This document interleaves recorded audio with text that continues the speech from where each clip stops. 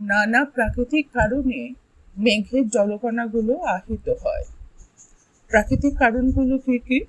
না, বিজ্ঞানীরা মনে করেন যে মহাজাগতিক রশ্মি, অতিবেগুনি রশ্মি ইত্যাদি মেঘের জলকণাগুলোকে আহিত করে। আবার মেঘগুলোর পারস্পরিক ঘর্ষণের ফলেও কিন্তু মেঘের জলকণাগুলো আহিত হয়। এই আধান ধনাত্মকও হতে পারে বা ঋণাত্মকও হতে পারে। এখন বিপরীত আধানে আহিত দুটো মেঘের মধ্যে বা আহিত মেঘ ও পৃথিবী পৃষ্ঠের মধ্যে তড়িৎ মোক্ষণ হয় এবং তার ফলে অগ্নিস্ফুলিঙ্গের সৃষ্টি হয়। এই অগ্নিস্ফুলিঙ্গকেই আমরা কিন্তু বিদ্যুৎ ঝলক বলি। আর বিদ্যুৎ ঝলকের জন্য যে প্রচণ্ড তাপের সৃষ্টি হয় তাতে চারপাশের বায়ুমণ্ডল দ্রুত প্রসারিত হয়ে যায়।